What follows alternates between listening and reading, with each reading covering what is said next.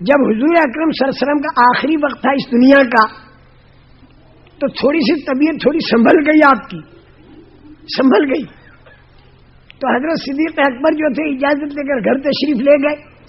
دوسری جو امہات المومنین تھیں وہ بھی اپنے اپنے حجروں میں تشریف لے گئیں. حضرت عائشہ تیمارداری کے لیے رسول پاک صلی اللہ علیہ وسلم کے پاس موجود تھیں. حضرت عائشہ فرماتی ہے کہ رسول پاک صلی اللہ علیہ وسلم کی دنیا کی یہ آخری رات تھی اور سکرات کا وقت تھا اور میں تیمارداری کر رہی تھی اور میرے گھر کے اندر چراغ جلانے کے لیے تیل نہیں تھا اور میں اندھیرے کے اندر تیمارداری کر رہی تھی. روشنی کرنے کے لیے میں نے اپنی پڑوسن سے تیل مانگا، تب جا کے روشنی ہوئی. اور اسی حالت میں رسول پاک صلی اللہ علیہ وسلم اللہ کو پیارے ہو گئے. صدیق اکبر رضی اللہ تعالیٰ عنہ پر خبر پہنچی تو وہ وہاں سے بے چین ہو کر چلے. مجمع حضرت عائشہ رضی اللہ عنہا کے حجرے کے سامنے جمع ہو گیا. حضرت عمر بڑے بے چین بے قرار اور حضرت عمر کھڑے ہو کر تقریر کر رہے تھے کہ حضور اکرم صلی اللہ علیہ وسلم ابھی آپ کی روح نہیں نکلی اور آپ یہیں پر ہیں، اور جب تک یہ سارے فتنے ختم نہ ہو جائیں جب تک آپ اس دنیا سے نہیں جائیں گے.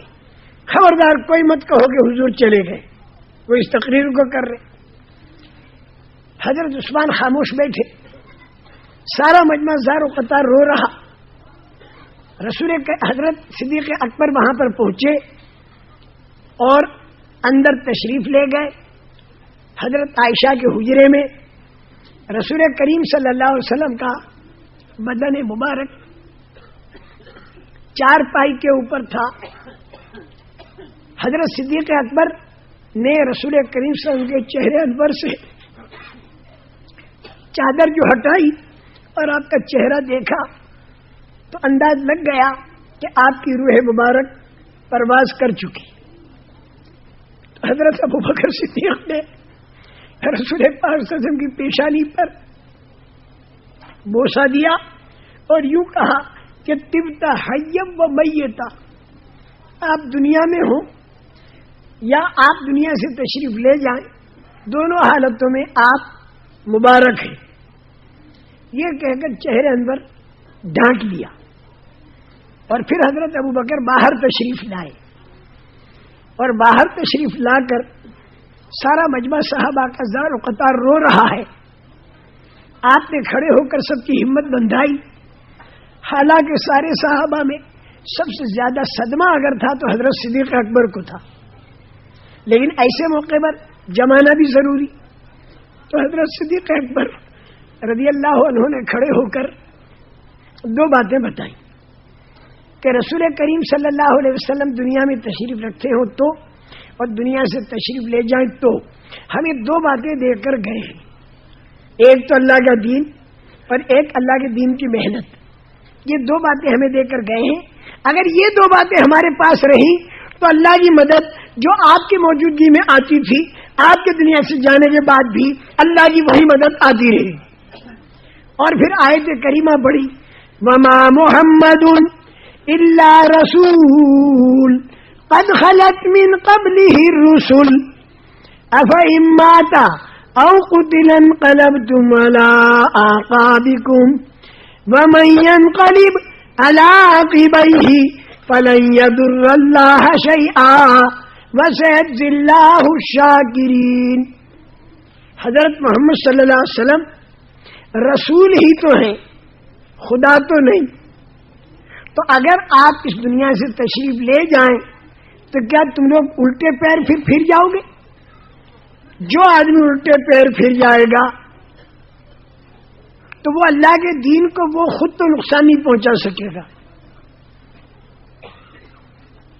لیکن جو قدر کر کے اور دین کے کام پر جان مال لگانی شروع کر دے گا تو اللہ تعالیٰ ایسے قدردانوں کو بہترین بدلا دیں گے. سب کو جمایا، سب کے اندر جماؤ پیدا ہوا. اب مسئلہ ہاتھ میں لیا کہ اب کیا کرنا. تو سب سے پہلی بات حضرت اسامہ رضی اللہ تعالیٰ عنہ کا ہزاروں کا مجمع جو رسول کریم صلی اللہ علیہ وسلم دنیا سے پردہ فرمانے سے پہلے کہہ چکے تھے کہ انفیزو جیشا اسامہ کی جماعت کو روانہ کرو، یہ فرما چکے تھے.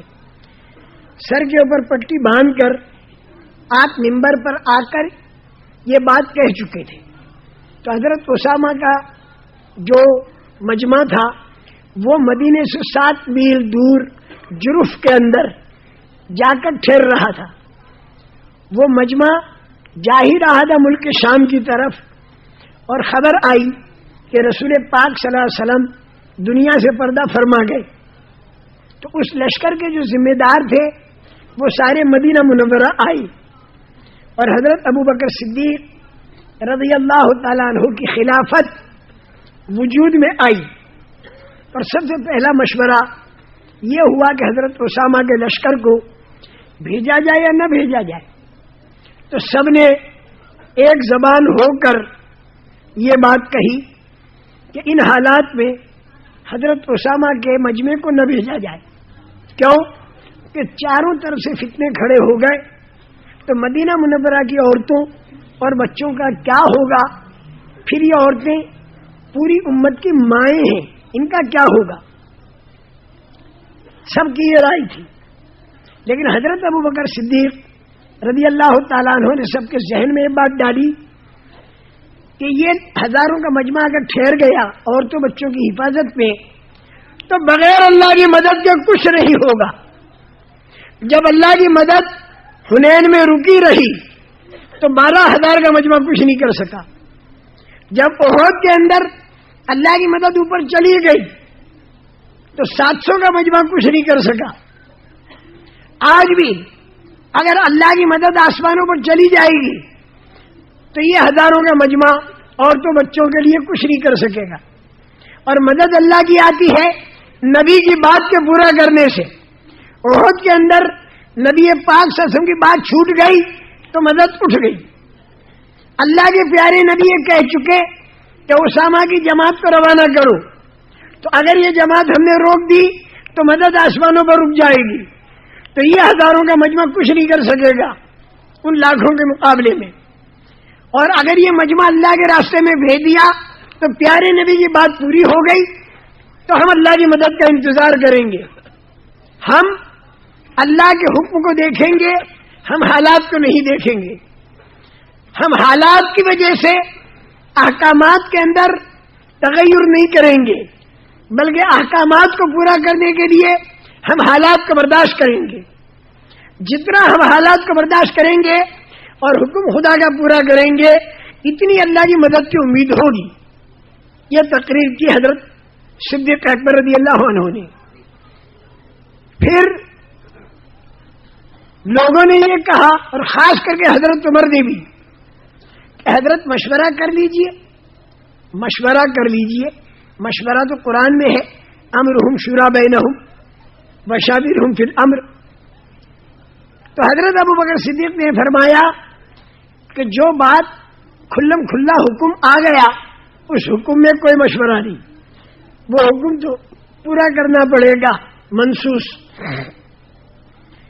5 وقت کی نماز کھلم کھلا ہم پر فرض ہے، تو ہم یہ مشورہ نہیں کر سکتے کہ بھئی آج تو ہم تھکن کے مارے 4 وقت کی پڑھ لیں اور کل 6 وقت کی پڑھیں. یہ مشورے کی چیز نہیں. مشورے کی چیز کیا ہے؟ جہاں کھلا ہوا حکم نہ ہو کہ بھئی یہ آدمی کون سے ملک میں جائے، یہ آدمی کون سے ملک میں جائے، یہ آدمی مقامی کام میں کیا کرے. یہ مشورے کی چیز ہے، لہذا جماعت چلی جائے. پھر لوگوں نے کہا کہ امیر المومنین، جب رسول کریم صلی اللہ علیہ وسلم نے حکم دیا تھا اس جماعت کے بھیجنے کا، اس وقت کے حالات ٹھیک تھے اور آج کے حالات خراب ہیں، تو اس لیے روک لیا جائے مجمع. تو حضرت ابو بکر صدیق نے کہا کہ اس وقت کے حالات ٹھیک تھے، ابھی حالات ٹھیک نہیں، لیکن اس وقت اللہ کی وحی اترتی تھی، اور وحی کا بھیجنے والا اللہ جو ہے وہ آئندہ آنے والے سارے حالات کو، زمانوں کو جانتا ہے، اور اس کو سامنے رکھ کر اللہ نے وحی اتاری ہے. اس وحی کے اوپر ہم چلیں گے تو اللہ کی مدد ہمارے ساتھ ہوگی. اور جب اللہ کی مدد ہمارے ساتھ ہوگی تو ساری دنیا کی طاقتیں اور سرمایہ دار خدا کا مقابلہ نہیں کر سکیں گے.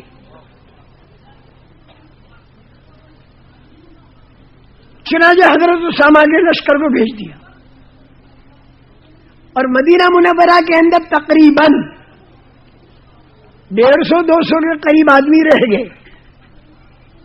اب ایک معاملہ آیا، عربوں کے قبیلے مرتد ہو رہے ہیں، تو حضرت ابوبکر صدیق نے جمع کیا ان 150-200 کو اور یوں کہا نکلو اللہ کے راستے میں. تو حضرت عمر کھڑے ہوئے اور یوں کہا کہ امیر المومنین، یہ 150-200 کو ان عورتوں کی حفاظت کے لیے آپ رہنے دیجئے. اگر یہ 150-200 نکل گئے تو ان عورتوں بچوں کا کیا ہوگا؟ جبکہ چاروں طرف سے لاکھوں آ رہے ہیں مدینہ منورہ کو برباد کرنے کے لیے. جب یہ کہا حضرت عمر نے تو حضرت ابوبکر صدیق رضی اللہ تعالیٰ عنہ کو باوجود کہ نرم مزاج تھا لیکن حضرت ابوبکر صدیق میں جوش آیا اور حضرت عمر کے سینے کے اوپر ایک گھسا مار کر یوں کہا کہ ایک طرف عورتوں اور بچوں کی موت اور حیات کا مسئلہ ہے اور ایک طرف عربی قبیلوں کی جنت اور جہنم کا مسئلہ ہے. جب ان دونوں کا مقابلہ ہوگا تو ہم موت اور حیات کے معاملے کو نمبر 2 پر کر دیں گے اور جنت اور جہنم کے معاملے کو نمبر 1 پر کر دیں گے. ارے دین مٹ رہا ہو تو ہماری زندگی کس کام کی؟ ایون قصدین وانا حیون، دین مٹ رہا اور میں زندہ رہوں تو ہماری زندگی کس کام کی؟ بہت زور سے بات کہی. اس لیے کہ حضرت عمر کے ذہن میں رسول پاک صلی اللہ علیہ وسلم کا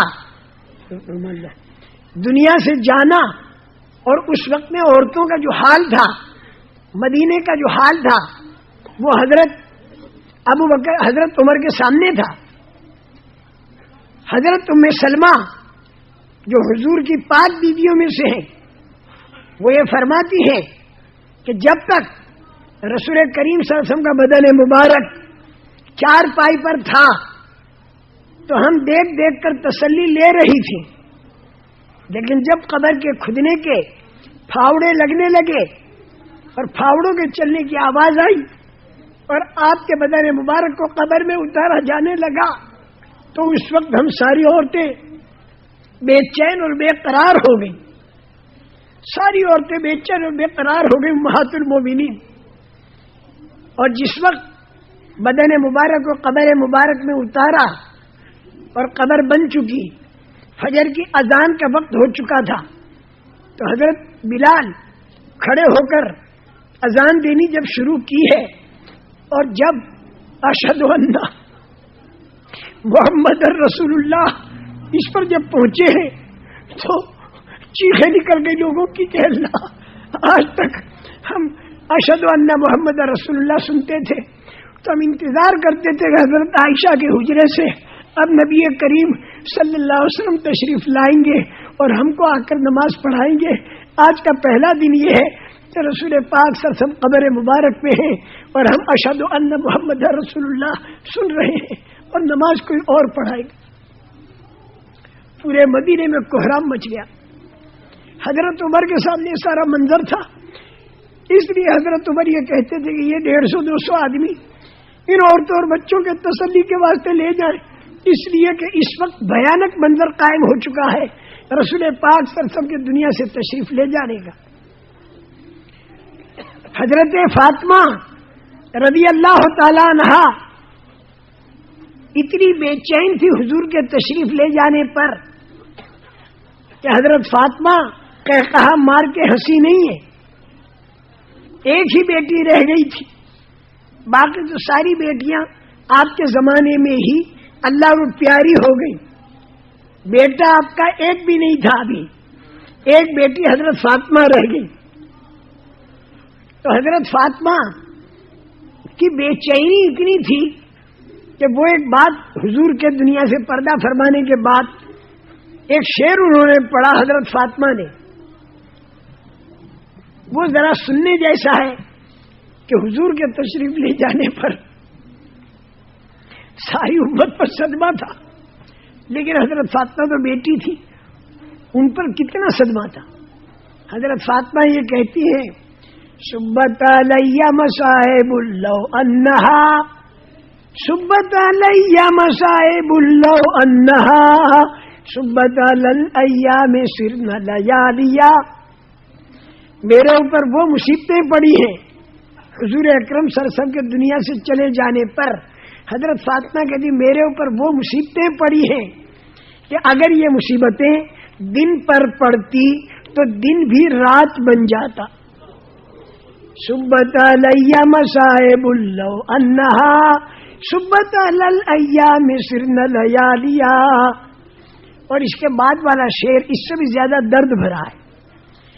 ماذا علی من شم تربت احمدی، ماذا علی من شم تربت احمدی، اللہ یشم مد الزمان غوالیا. ماذا علی من شم تربت احمدی.